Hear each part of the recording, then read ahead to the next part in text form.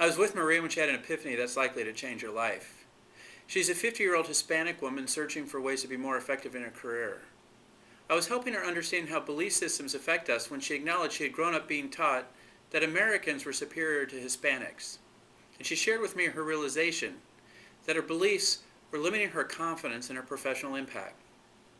Her experience raises this question for you. What assumptions are you working under that are holding you back? The Identity Iceberg leadership concept is perhaps the most powerful tool you can use for determining your personal and professional goals. It's easy to understand, and the many ways you can apply it will appear to you the more you put it to work for you. Here's the concept. I'd like you to think about the iceberg out in the ocean. About 10% of the iceberg floats above the waterline in the ocean, and about 90% of the iceberg floats below the ocean surface. It works the same way for you and I in our identity icebergs. Go to the waterline and think about what's above the waterline in humans. Behavior is above the waterline, and it's behavior, the part that we can see each other's actions, that creates the results that we want to have. So if we want new results, we've got to have new behaviors. If we want sustainable results, we have to have new behaviors that are sustainable that I'll call habits. Now sometimes to have a new behavior, we have to go below the waterline and look at skills.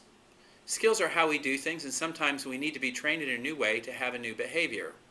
Below skills are what I'll call beliefs, and this is the area that Maria was doing her work. Beliefs are the things we hold strongly to be true, but I want to be clear, it doesn't make them factually correct. It does mean, however, that they're either limiting or enabling.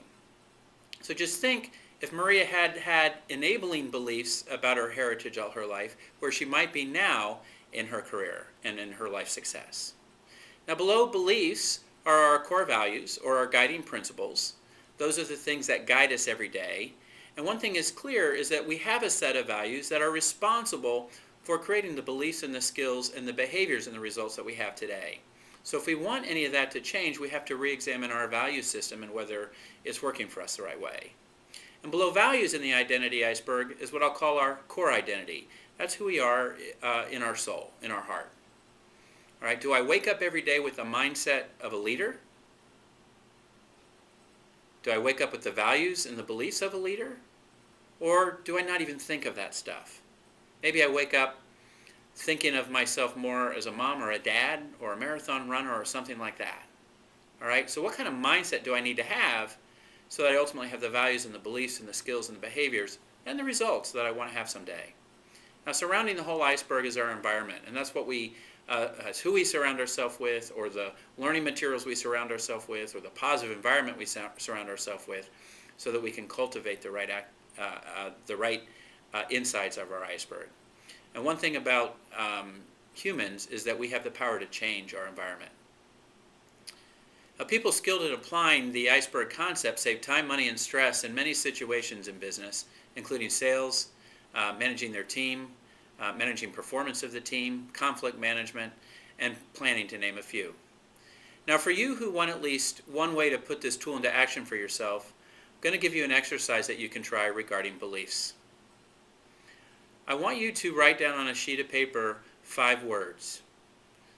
Money, my profession, leadership, family, and team.